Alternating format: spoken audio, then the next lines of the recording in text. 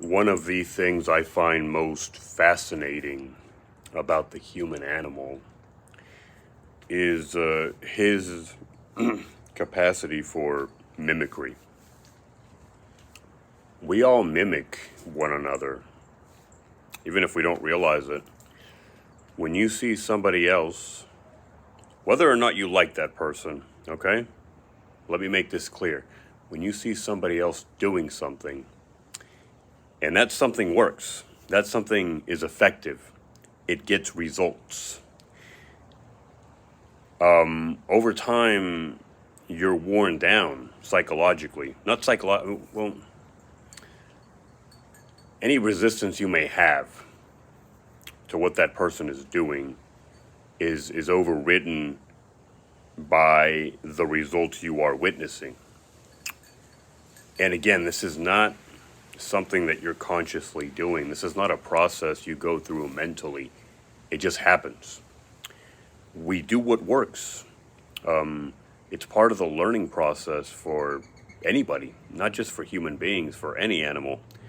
We pick up the things that work and we leave what doesn't. It doesn't always work this way. Sometimes when we have a tendency to overthink, we don't do things like that. But for the most part, if we are clear-headed, we do what works, we learn what works, and we don't learn or we unlearn what doesn't work.